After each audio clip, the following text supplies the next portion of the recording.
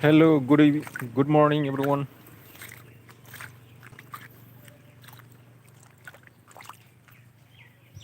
सान्दुं गोसा बोथोर हागासिनोबालै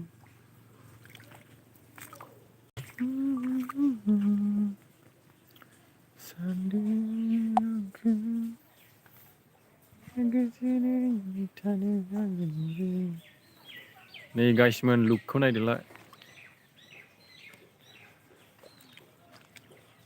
just looking like a wow दै होदों आरोखि ना गाइसमोन ओइनो साना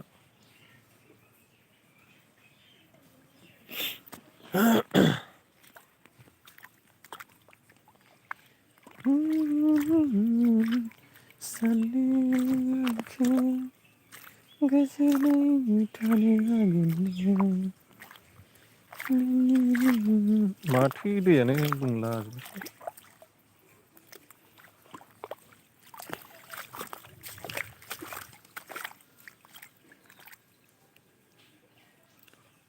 Thank you so much संसार ब्र दै सारदोंमोनलै आं बिल्डिंआव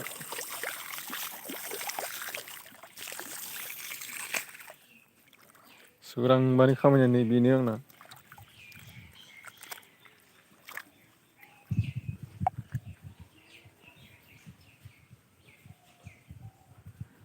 औ दे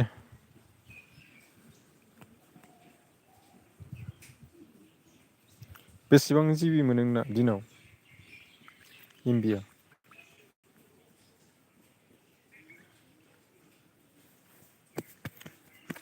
आंनाथ' आग्लायलायबावोसो 2 GB मोनो दिनाव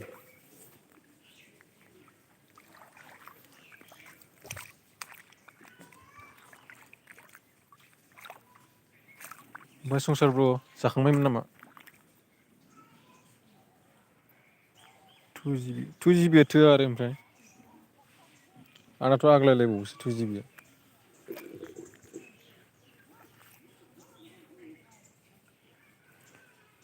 5G होनानै माबा 5G नेट नाङोबा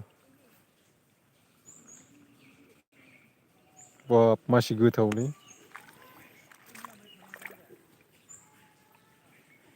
अमाजों आलु बेरेफुंजानि बेदर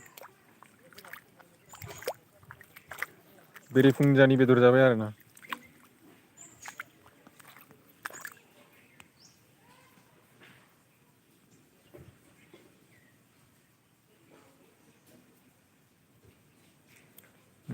संसार ब्र जास्ट नालेंखरा लारु आनारखुरि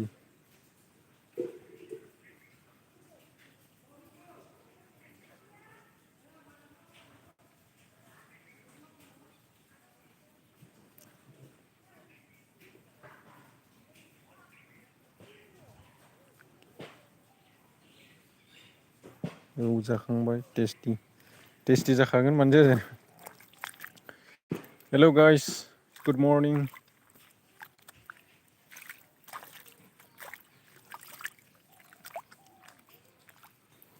मेरे लाइफ में आने के लिए धन्यवाद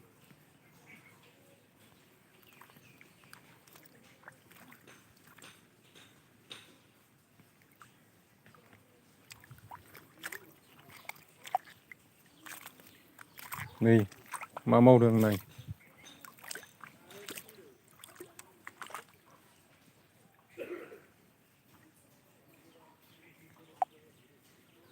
18 जोन दंमोन औ दङ फैबाङालै बांद्राय सम मालाबाल' फैयो गेजेरल'सो बांसिन खम फैयो आरोना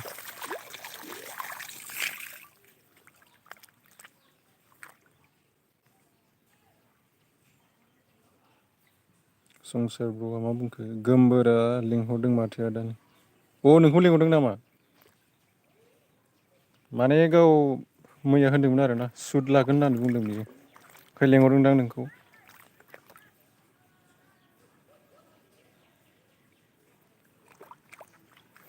मैयानि पेमेन्ट मोनना जों बिराद खुसिसै आरो इयो आंखौ मा होनो पक'रा जाहोबावो खुसिजोंनो। औ लिंदों औ फैनो सोलाबबालाय फैबानो जाबाय। आरो सोलाबाबालाय फैनाङा।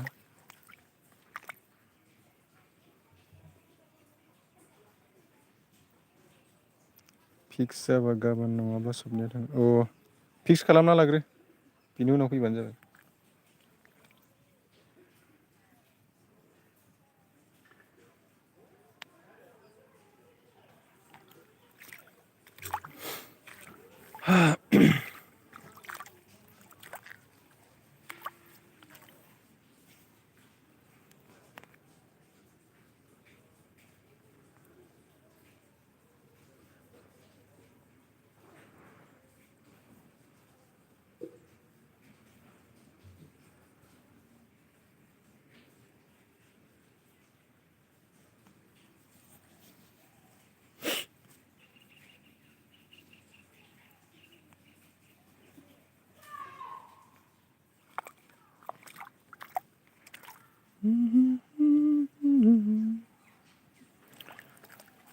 मेकआप नङाबा ओरैनो थाङा फैसा गैयिफ्राव औ रायलायग्रोदो जायखिजाया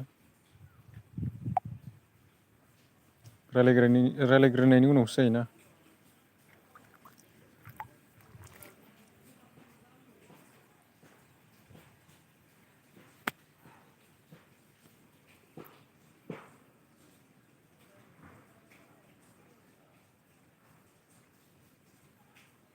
सोर बे गाव खालामदोंमोन नामा कल?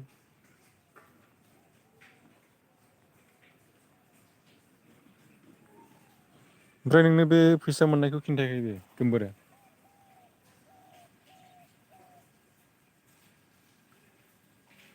7 थारिखआव सोलाबा औ नों बेलेगाव थाङोबालाय आरो 7 थारिखआव दिनै 3 थारिख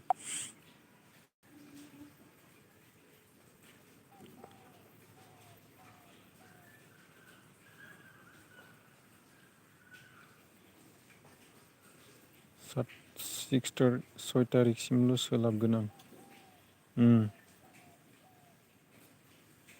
माला फैगोन गाबोन 4 थारिख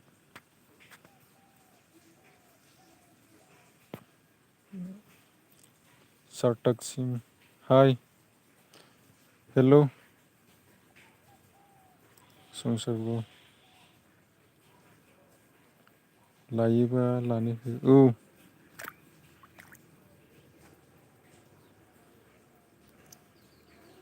सारटाकसिम कैसे हो आप ठीक है भाई और आप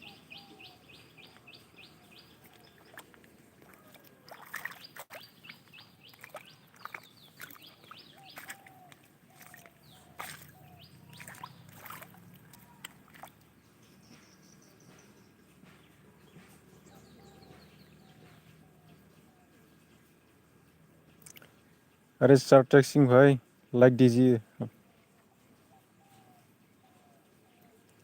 सारटाकसिम कहाँ से मैं उदालगुरी से हूँ भाई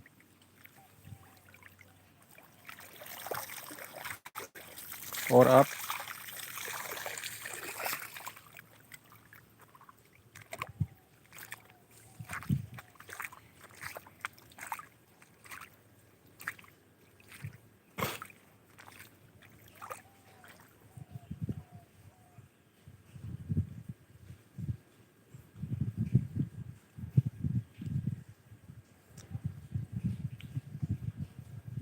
सारटाकसिम दादरा नगर हवेली ओ अच्छा खाना खाना खा लिया क्या सारटाकसिम भाई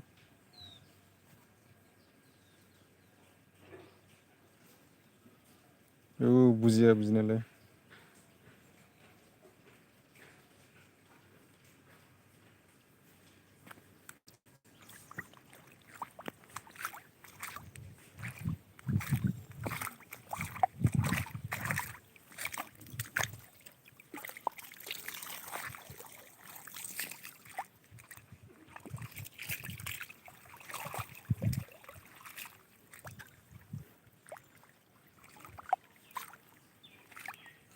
सार्थक सिंह हाबाय खाना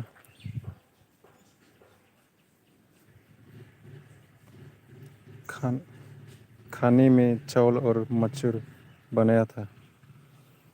बढ़िया है भाई। आइडिसो बिसोरना चेनेल नङा। मोजांथ' बिदि पाब्लिकफोर। औ नंगौ।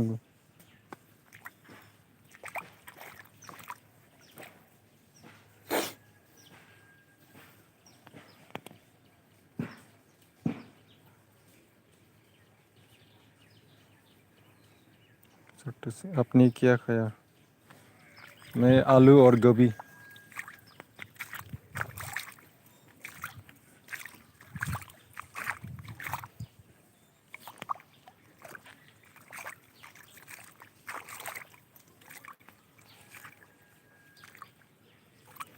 दा कल खालामगोन आदा आं भिडिअ आपल'ड दोननोसै। औ दे जागोन दे।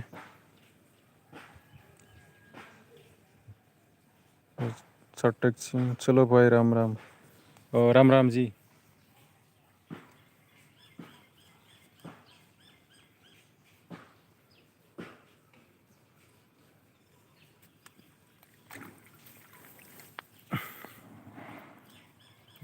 मोखांखौ मोजां देखाय आदा मोजां नुना फैबाय थानायनि बिसोर। औ नंगौ। मोजां नुवालै केमेरायानो सान्दुं बोथारथारना।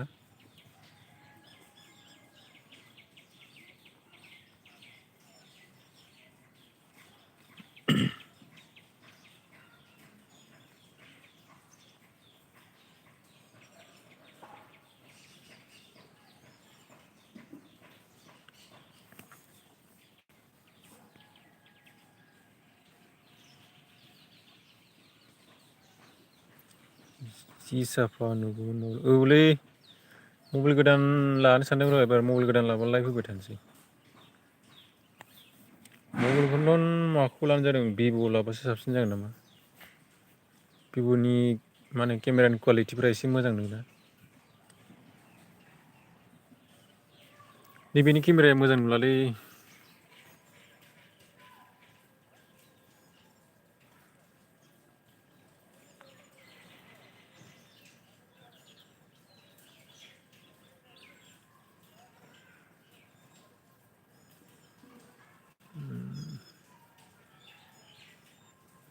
भिभ'खौनो ला। औ बेखौनो लानांगोन खोमा भिभ'आनो मोजां। मा होनो नोंनिया बै वान प्लासनि मबाइलनि केमेराया माबा फट' खेबा मोथाथा नङालाय गुफुरनो।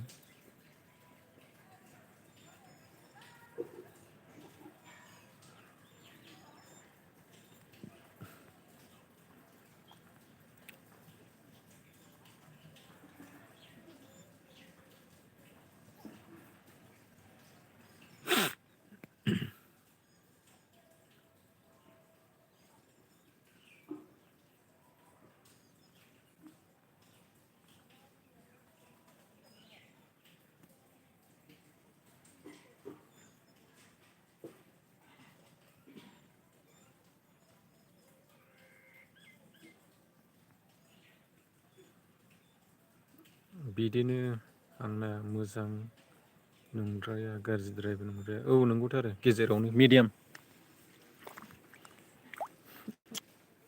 आजिखालि आरो दाम खमनि मबाइलखौलाय आरो माथो बुंनो बिदिनोसै। ओरै मा होनो 30 40फोरनिबासो मोजां नुयो केमेराफ्रा।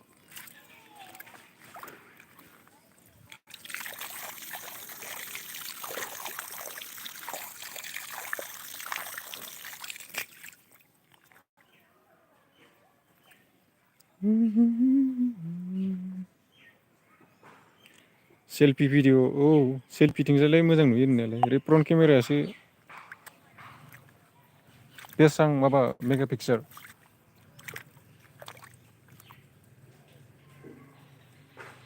30K निबालाय मोजांखा मबाइलफ्रा सब मबाइलानो।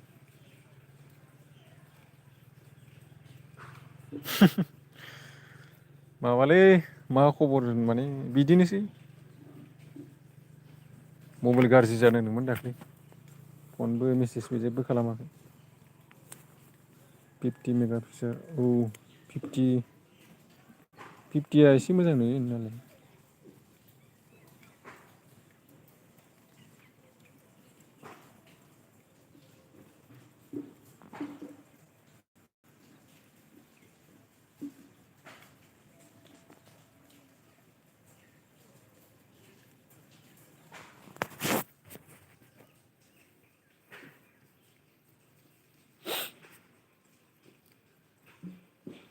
नों सर्ट रायलायनायफोरखौ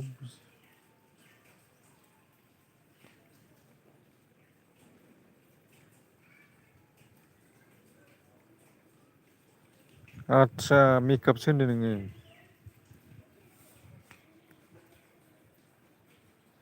मोजां नायसनाखै आं माने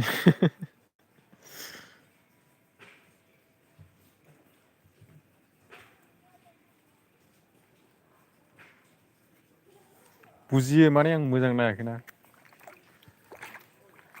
नायलुनदों माने। ए मेकआप होनायखौ होनदों। बुजिदों बुजिनायालाय।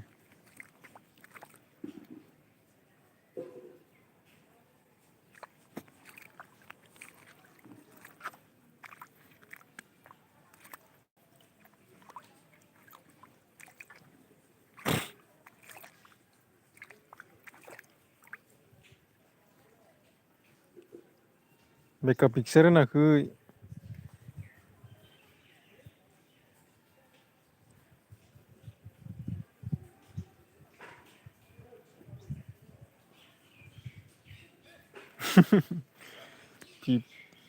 50 MK पिक्सारसो होनदों।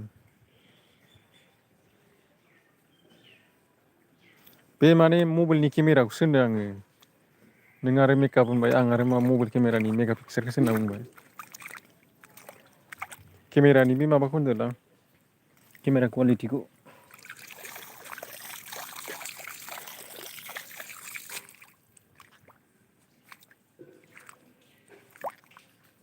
दाहाय कल खालामबाव माबाखौहाय गोमोरखौ।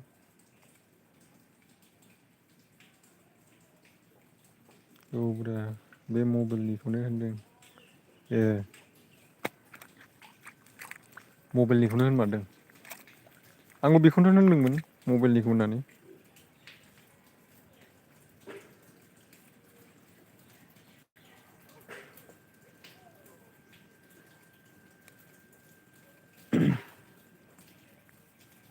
ओमफ्राय दालाय बबेयावथो दं न'आवनो ना गामियाव?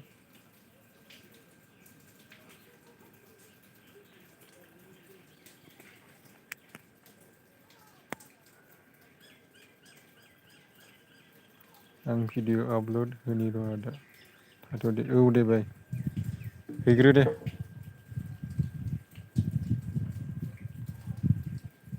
न'आवनो उन्दुना ए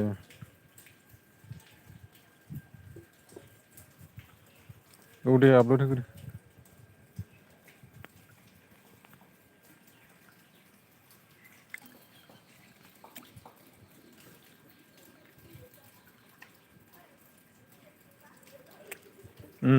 जागोन।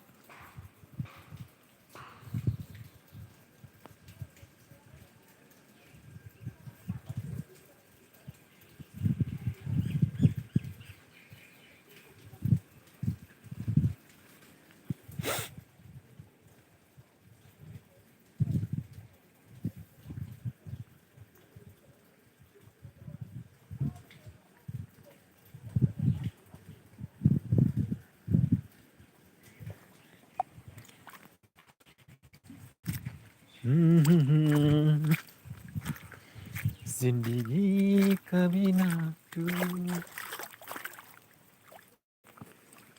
अरे कपड़ा सूख गया रे। कपड़ा सुखा रहा है मैं।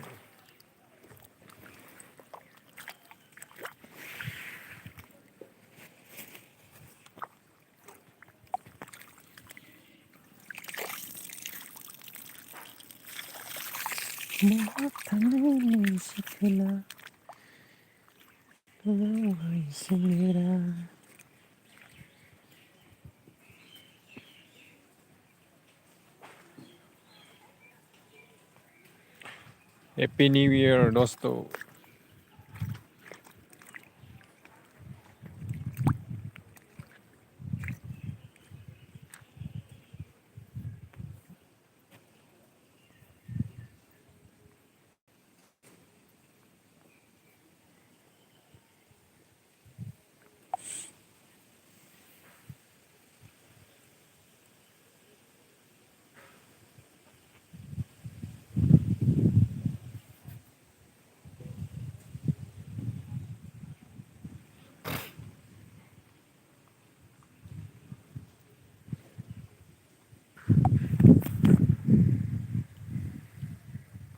Just looking like a wow.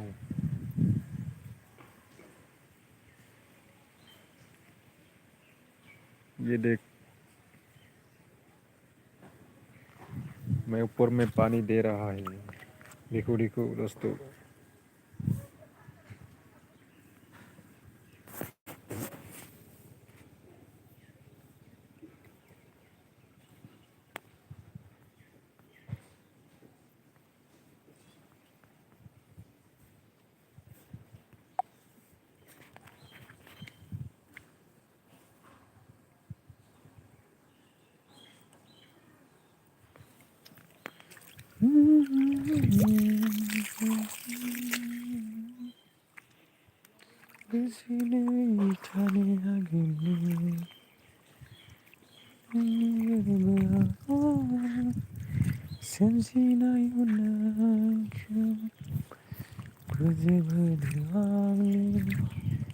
Berry खजनानी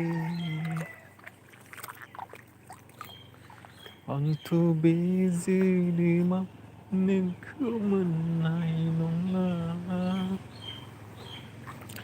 आंथ' बे जोनोमाव नोंखौ मोननाय नंला। जोनोम मोनफिनथों नोंखौनो लोगो मोनफिनथों। आंथ' बे जोनोमाव नोंखौ मोननाय नंला।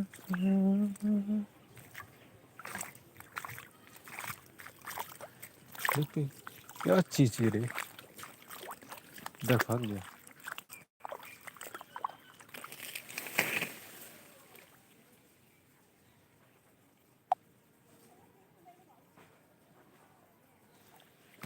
क्या बोलती तुम? सुना आगे में बंदना गाऊंगी नाचूंगी और क्या। ये क्या बोले तुम? हाँ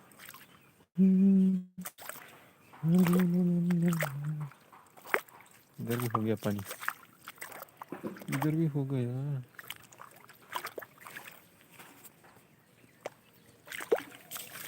इधर भी हो गया।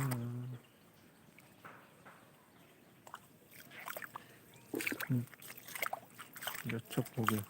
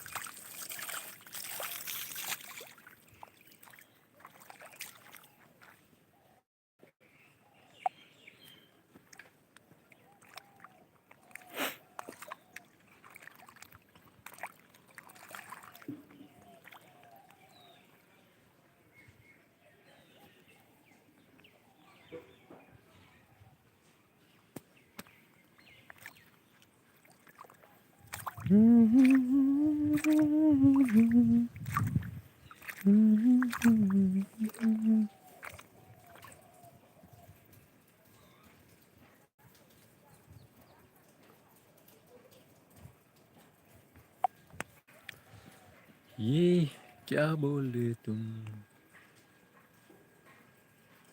नोंनि महरखौ रावजों रुजुजाया, नोंनि अननायखौ रावजों बुंनो।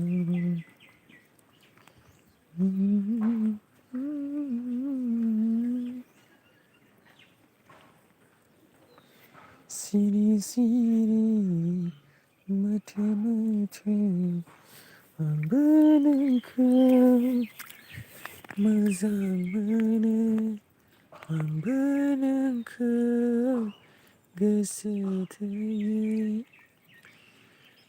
माब्रै खोन्थाबावनो सना नोंखौदि बेसेबां मोजां मोनो आं मोजां मोनबाय नोंखौनो आं गोसो होबाय नोंजोंनो आं बोरै खिन्थाबावनो आं सना नोंखौदि बेसेबां मोजां मोनो आं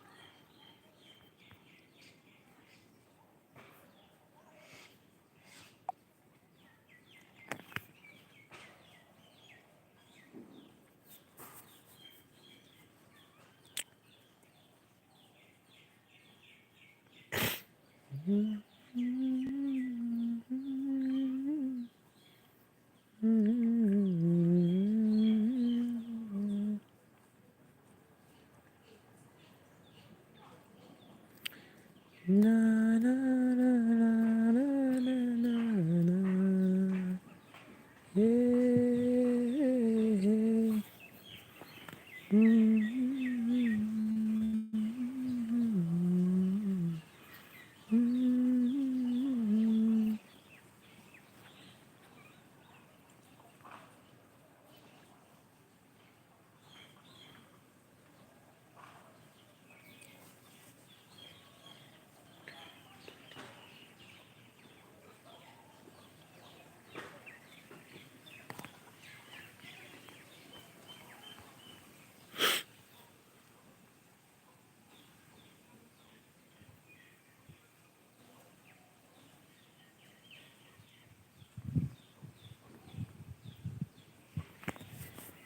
इधर होगी भाई इधर देना पड़ेगा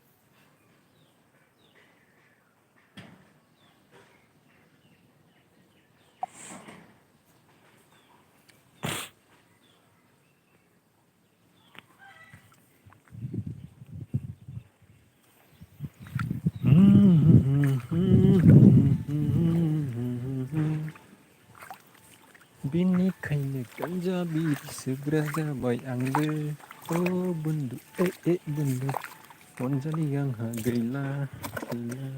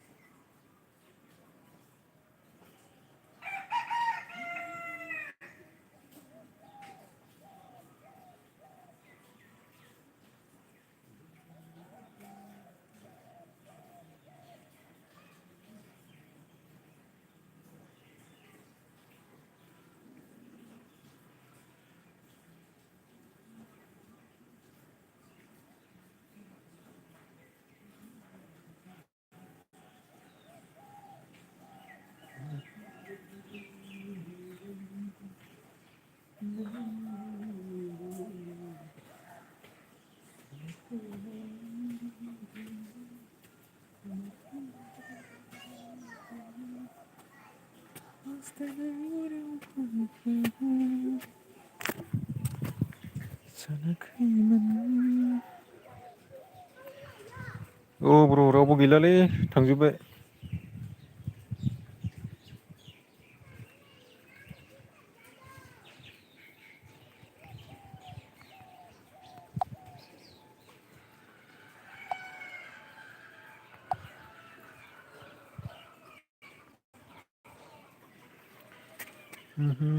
गोमबोरखौ लाइभआव फैहोनो लिंनांगौ। औ आं होनबाय थादोंमोनलै बेखौ लाइभआव फै होननानै फैया माथो रोङासो होनना बुङो।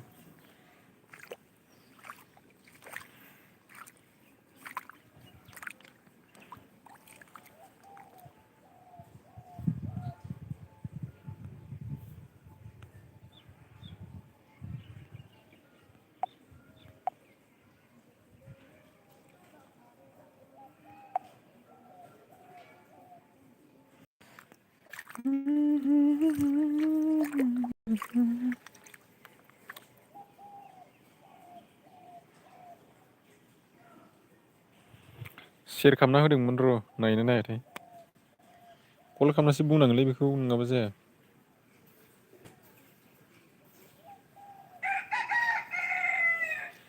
मैया डलार मोननायनि खुसिजोंनो सिखारनो रोंलायाखै माने मोनायाव।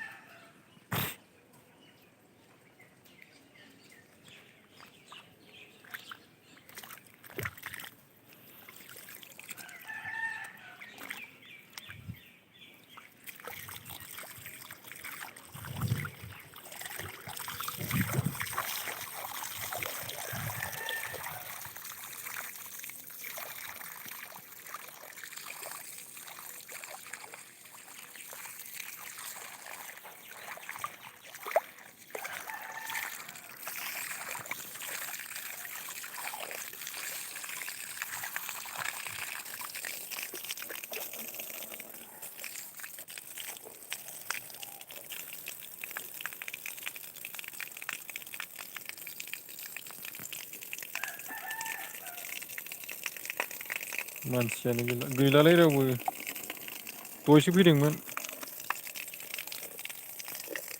थादोंसो होमबाबो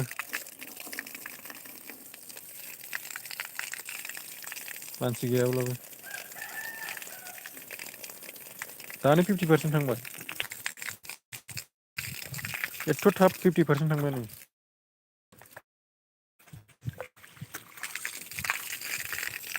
आंनाथ' जेबोआनो जायाखै खोमा दाबो।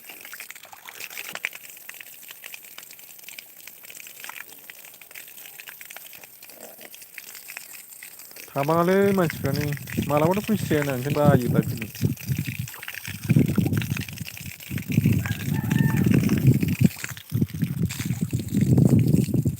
मालाबा गोसो जाबाल'सो ओरैनो फैयो। भिडिअ आपल'ड होनाया थाङाखै। सोरनिया? नोंनिया? ए आपल'ड जागासिनो। मा भिडिअ होदों रिल्स ना ब्लग? माबा नोङो रिल्सबो होबाय था गेजेर गेजेर। रिल्सआवसो भिउ फैयोलै।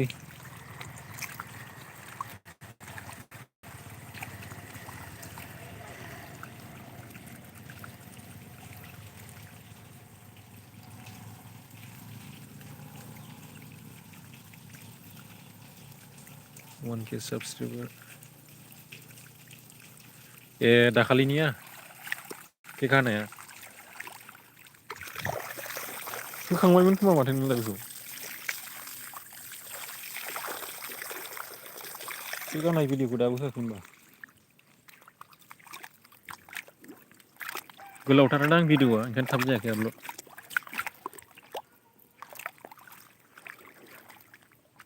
होत्तेरे कारेन्टसो थांबाय नामालै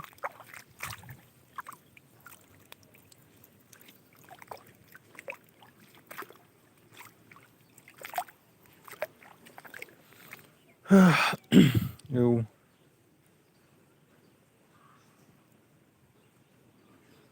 होआखैमोन आरो 7 मिनिट ए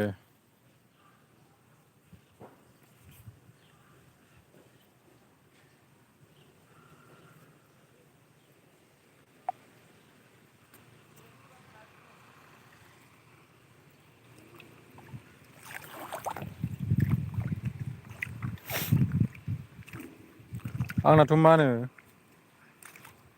कल खालामाबाथाय भिडिअ'नो आपल'ड जानो नागिरा ओंखायनो मानसिफोरनो कल लाइनाव थानासो भिडिअ आपल'ड होयो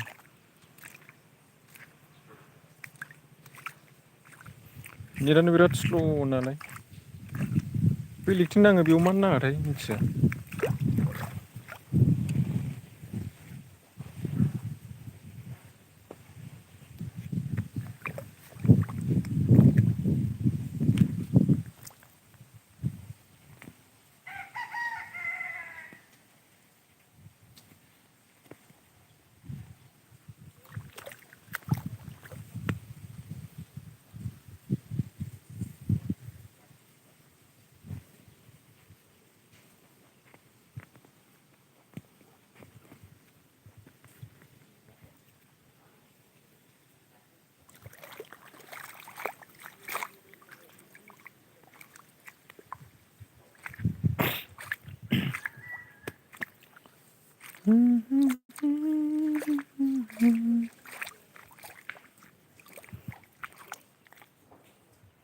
दसे थाबावनि र' होमबाबो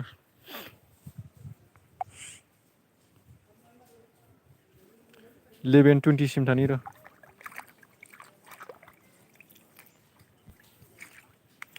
औ अके बाय औ जागोन दे दा दसे उनाव कल खालामबानो जाबाय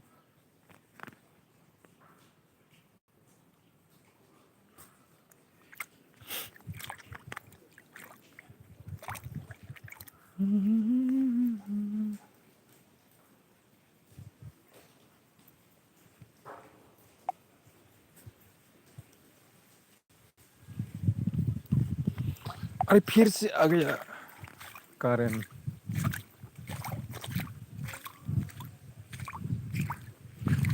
फिर से देना पड़ेगा पानी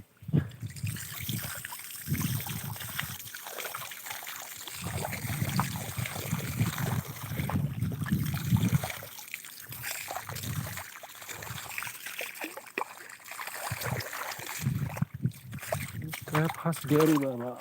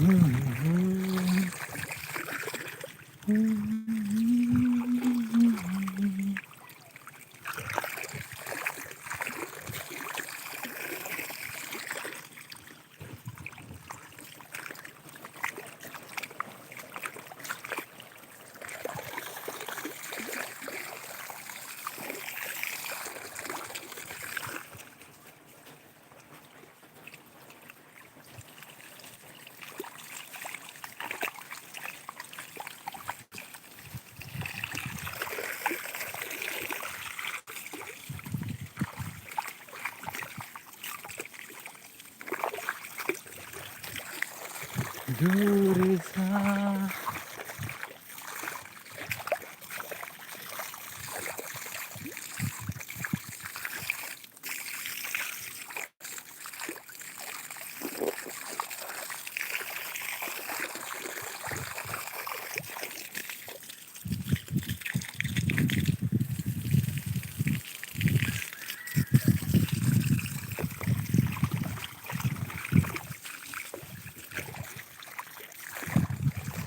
जब मेरा मोबाइल पानी में गिर गया तो खत्म, बाय बाय टाटा।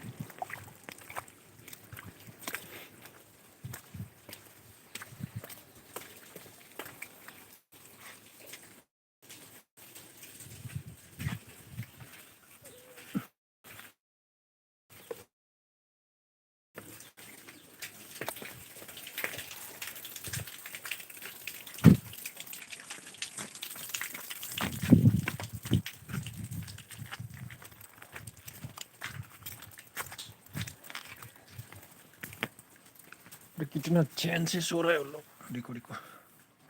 हेलो रॉकी, कैसे हो? Rocky Rocky,